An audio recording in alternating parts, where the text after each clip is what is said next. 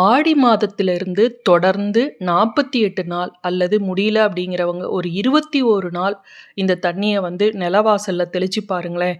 வீடே ஒரு ஐஸ்வர்யமா மாறும். குலதெய்வத்தோட வாசம் இருக்கும். மகாலட்சுமி யோகம் உங்க வீட்டுக்கு நிறைஞ்சு இருக்கும். உங்களுடைய குலதெய்வம் அது பெண் தெய்வமா இருந்தாலும் சரி, ஆண் குலதெய்வமா இருந்தாலும் சரி, வீட்டோட நிலவாசல்ல இந்த தண்ணிய தெளிங்க. ஆடி காத்துல அம்மியும் பறக்கும் அப்படிம்பாங்க. இந்த ஆடி மாசத்துல அம்மியே பறக்கிறப்ப நோய் தொற்றுகள்லாம் எந்த அளவுக்கு நமக்கு பரவும் அப்படின்னு நீங்க நினைச்சு பாருங்களேன்.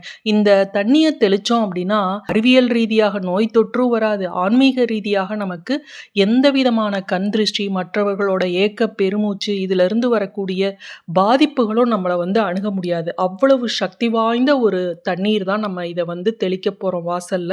இது ரொம்ப ரொம்ப எளிய ஒரு வழிபாடு, பரிகாரம் அப்படின்னு நம்ம சொல்லலாம். இத செஞ்சு பாருங்க. உங்களுடைய குலதெய்வம் பெண் குலதெய்வமா, ஆண் குலதெய்வமா அப்படின்னு கமெண்ட்ல பதிவிடுங்க. இந்த ஆடி மாசத்துல மட்டும் தான் பார்த்தீங்கன்னா, ஒவ்வொரு நாளுமே விசேஷமான நாளா இருக்கும். ஆடி வெள்ளி, ஆடி செவ்வா, ஆடி ஞாயிறு, ஆடி பூரம், ஆடி கிருத்திகை இப்படி சொல்லிக்கிட்டே போலாம். எல்லா திதிகளும், நட்சத்திரங்களும், கிழமையும் அவ்வளவு உகந்த ஒரு மாசம் அப்படின்னா இந்த ஆடி மாசம். ஆடி மாசம் அப்படிங்கிறது தக்ஷிணாயன புண்ணிய காலம் ஆரம்பிக்கக்கூடிய காலம். இந்த காலகட்டத்துல எல்லா தேவர்களும், தேவதைகளும் பார்த்தீங்கன்னா, சக்தி வழிபாட்டுல ஈடுபடுவதாக ஐதீகம். அதனால இந்த மாசத்துல செய்யக்கூடிய எல்லா விதமான அம்மன் வழிபாடுகளுக்கும் ரொம்ப ரொம்ப விசேஷமான பலன் இருக்கு. நீங்க அம்மன் கோவில்ல போய் ஒரு மாவிளக்கு தீபம் போடுவதா இருந்தாலும் சரி, எலுமிச்சம்பழத்துல தீபம் போடுவதா இருந்தாலும் சரி, வேப்பிலையை வைத்து அதன் மேல ஒரு தீபம் போட்டீங்கனாலும் சரி, சின்ன சின்னதா எந்த தீப வழிபாடுகளா இருக்கட்டுமே, எந்த விதமான பரிகாரங்களுக்கும் அதற்கு அபரிமிதமான சக்தி இருக்கு. எல்லா மாதங்களை விட இந்த தமிழ் மாதத்துல ஆடி மாதத்துக்கு ஒரு தனி சிறப்பு இருக்கு. ஆடி மாசத்துல தான் அம்மன் அவதரித்தாள். ஜோதிட ரீதியாக பார்த்தீங்கன்னா, கடகத்துல சூரியன் பயணிக்கக்கூடிய ஒரு மாதம். கடகம் அப்படிங்கிறது ஜோதிட ரீதியாக பார்த்தா நமக்கு தாய் வீடு.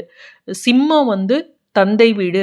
சிம்மம்னா சூரியன், கடகம்னா அதற்கு அதிபதி சந்திரன். அதனால சந்திரன் அதிபதியாக இருக்கிறதுனால இந்த கடகத்தை நம்ம தாய் வீடு அப்படின்னு சொல்லுவோம். அதனால தான் இந்த மாதத்துல அம்மனை நம்ம ரொம்ப வழிபாடு செய்கிறோம்.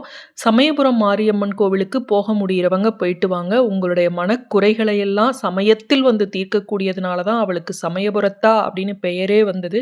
இந்த மாதத்துல பெண்கள் எல்லோருமே அம்மனை வழிபடுகிறோம் இல்லையா? அது நம்ம குடும்பம் ஒரு உயர்ந்த நிலையை அடையும் அப்படிங்கிறதுனால அந்த காலத்துல இருந்து நம்ம முன்னோர்கள் சொல்லியிருக்காங்க. வேப்பிலையை இந்த மாதத்துல பயன்படுத்து, மாவிளக்கு தீபம் போடு அப்படின்னு எல்லாம் சொல்லியிருக்காங்க. அதை நம்ம செய்யும்போது ஒரு ரொம்ப எளிமையான விஷயம்தான். இதை நம்ம செய்யும்போது நம்ம வாழ்க்கையில இருக்கக்கூடிய கஷ்டங்கள் எல்லாம் விலக ஆரம்பிக்கும். இதை ஏன் 48 நாள் அல்லது 21 நாள் தொடர்ந்து செய்யுங்க அப்படின்னு சொல்றேன்னா, இந்த ஆடி மாதத்துல சில நாட்கள்லாம் போயிடுச்சு. இதற்கு பிறகு நம்ம ஆரம்பிக்கிறோம். ஒன்றும் தவறே இல்லை. இதை இப்போ ஆரம்பிக்கிறோம் அப்படின்னா, இப்போ இதுவும் தக்ஷிணாயன மாதம் தான், ஆடி மாதம். அடுத்து வரக்கூடிய ஆவணி மாதமும் தக்ஷிணாயன மாதம் தான். இப்போ இனிமே தான் ஆடி அமாவாசை, ஆடி பூரம், ஆடி கிருத்திகை இப்படி தொடர்ந்து எல்லா நாட்களும் வருது. அதற்கு அடுத்து நம்ம வரக்கூடிய அமாவாசையிலையும் வளர்பிறை நாள்லையும் நம்ம இந்த பரிகாரத்தை செய்ய போகிறோம். அதனால நம்ம இது மாதிரி செய்வதன் மூலமாக நம்மளுடைய குலதெய்வமானது, அதாவது தொடர்ந்து ஒரு பரிகாரத்தை நம்பிக்கையோடு செய்யும்போது அதனுடைய சக்தியானது நமக்கு அளவுக்கு அதிகமாக இருக்கும்.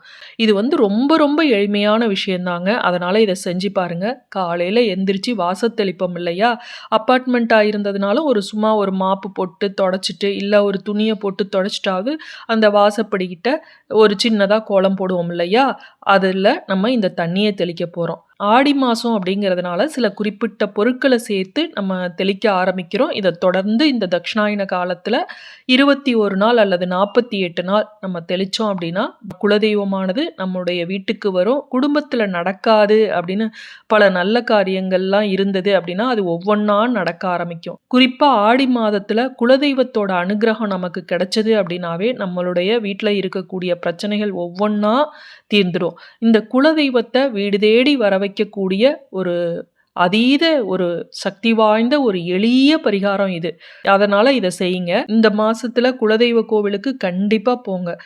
அங்க போக முடியலன்னா கூட பக்கத்துல இருக்கக்கூடிய ஒரு சின்ன கோவிலா இருந்தா கூட சரி, அங்க போய் அம்மன் கோவில்ல ஆடி செவ்வா, ஆடி வெள்ளி, ஆடி ஞாயிறு இந்த நாள்ல வழிபாடு செய்யுங்க.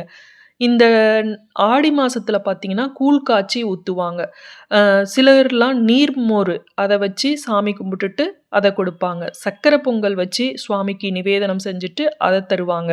அம்பாளுக்கு உகந்த எந்த வழிபாடுகளோ நீங்க எது வேணுனாலும் இந்த மாசத்துல உங்களால முடிஞ்சத செய்யுங்க. அம்மன் வந்து உங்க வேண்டுதல நிறைவேத்தி வைப்பாங்க. ஆடி கிருத்திகைக்கெல்லாம் ஒரு சிலர் 21 நாள் விரதம் இருப்பாங்க. ஒரு சிலர் 6 நாள் விரதம் இருப்பாங்க. ஒரு சிலர் இந்த ஆடி கிருத்திகையில விரதம் இருக்க ஆரம்பிச்சு, அடுத்து தை மாசம் வரக்கூடிய கிருத்திகை நட்சத்திரத்துல தான் முடிப்பாங்க. உங்களுக்கு எது முடியுதோ, வசதிப்படுதோ அந்த வகையில முருகப்பெருமான நீங்க விரதம் இருந்தீங்க அப்படின்னா, இந்த ஆடி கிருத்திகைக்கு உங்களுடைய வேண்டுதல் சீக்கிரம் நிறைவேறும். உங்களால முடியிற நாள்ல இத ஆரம்பிச்சு தொடர்ந்து 48 நாட்கள் நீங்க செய்யணும். முடியலங்கிறவங்க 21 நாள் அட்லீஸ்ட் செய்யுங்க. இதற்கு வந்து நம்ம முன்னாடியே ஒரு தண்ணி வந்து ப்ரிப்பேர் பண்ணி நைட்டே வச்சுருங்க. காலையில எந்திரிச்சு இத வாசல்ல தெளிக்கிறது. அவ்வளவுதான். இத செஞ்சோம் அப்படின்னாவே உங்க வீடு வந்து ஒரு மகாலட்சுமி யோகம் நிறைந்த வீடாக, ஒரு நல்ல சுபிக்ஷமான வீடாக இருக்கும். இப்ப அந்த வாசல்ல தெளிக்கக்கூடிய தண்ணிய எப்படி செய்யணும் அப்படின்னு பார்க்கலாம். இதற்கு நீங்க வந்து நாளே வந்து தூங்குறதுக்கு முன்னாடி ஒரு சொம்புல வந்து தண்ணீர் பித்தள சொம்போ, அது எந்த சொம்போ இருக்கலாம். அதுல தண்ணிய எடுத்து வச்சுக்கங்க. அதுல கொஞ்சம் மஞ்சத்தூள் போட்டுருங்க. அடுத்து இதற்கு ஒரு சின்ன பவுடர் மட்டும் ரெடி பண்ணணும். அதாவது பட்டை இருக்கு இல்லையா? சுருள் பட்டையாக இருந்தா ரொம்ப விசேஷம். இந்த பட்டைய எடுத்துக்குங்க. அதோட வந்து பச்சை கற்பூரம் சிறிதளவு இருந்தா போதும். அத போட்டுக்குங்க. கூட என்ன பண்ணணும், 4 கிராம்பு இத போட்டுக்குங்க. போட்டு இத பவுடர் பண்ணி அத வந்து ஒரு கொஞ்சமா எடுத்து வச்சுக்குங்க. இப்ப இந்த மஞ்சத்தூள் போட்டோம் இல்லையா? அந்த மஞ்சத்தூள் போட்ட அந்த தண்ணீல இந்த பவுடர கொஞ்சம் போட்டு 4 வேப்பிலை ஆடி மாதம் அப்படின்னாவே வேப்பிலைக்கு வந்து நம்ம முக்கியத்துவம் கொடுப்போம். ஏன் அப்படின்னா, இந்த நாள்ல காத்துல வந்து நிறைய அ நோய் கிருமிகள் வந்து பரவும். அதனால அந்த நோய் கிருமிகள தடுப்பதற்காக தான் இந்த ஆடி மாசத்துல வந்தா வேப்பிலைய வந்து நிலைவாசல்ல அந்த காலத்துல முன்னோர்கள் சொருகி வச்சிருந்தாங்க. அது மட்டும் இல்லாம வேப்பிலைக்கு வந்து எதிர்மறை சக்தியை அழித்து நேர்மறை சக்தியை பரவக்கூடிய தன்மை உடையது. அதனால தான் இந்த மாவிலை, வேப்பிலை இதெல்லாம் வந்து நிலைவாயில்ல நம்ம வைக்கிறோம். அம்ம போட்டுருச்சு அப்படின்னா, அந்த வேப்பிலைய சொருகி வைக்கிறோம்ல, அதற்கு காரணம் அதுதான். இப்ப வேப்பிலை தனியா வந்து வேப்பிலைய பொடி பண்ணி வச்சாலும் வச்சுக்கலாம். இல்ல அதுவும் செய்யல அப்படின்னா, அப்பப்ப 2 வேப்பிலைய வந்து கசக்கி அந்த தண்ணீல போட்டாலும் போதும். இப்ப அடுத்த நாள் வந்து நீங்க பக்கெட்ல தண்ணி பிடிக்கிறீங்களோ, இல்ல சின்ன மக்ல வச்சுக்கிறீங்களோ, அப்பார்ட்மெண்ட்ல இருக்கிறவங்கலாம் கொஞ்சமா தான் தண்ணிய தெளிச்சு தொடைப்பாங்க. அப்படி இருக்கிறப்ப நீங்க எப்படி செய்றீங்களோ, அதுல வந்து இந்த தண்ணிய கலந்துருங்க. முதல்ல பெரிய வாசலா இருக்கு அப்படிங்கிறவங்க, முதல்ல நல்ல தண்ணிய ஊத்தி கழுவி விட்டுட்டு, அதற்கு பிறகு இந்த தண்ணிய வச்சு தெளிங்க. இதன் மூலமாக நிறைய நோய் கிருமிகள் பரவுவதும் தடுக்கும். எதிர்மறை சக்திகள் வீட்டுக்குள்ள அணுகாம தடுக்கும். தொடர்ந்து 21 நாள் தண்ணி தெளிக்க முடியல, 48 நாள் தண்ணி தெளிக்க முடியல அப்படிங்கிறவங்க, ஆடி பூரம், ஆடி அமாவாசை, ஆடி பெருக்கு இப்படி வரக்கூடிய நாட்கள்ல, அதற்கு பிறகு வரக்கூடிய நாட்கள்லயும் சக்தி வாய்ந்த நாளா இருக்கும் இல்லையா? விரத நாட்கள். அந்த நாட்கள்ல இந்த தண்ணிய தெளிங்க. உங்க வீடே லட்சுமிகரமாக இருக்கும்.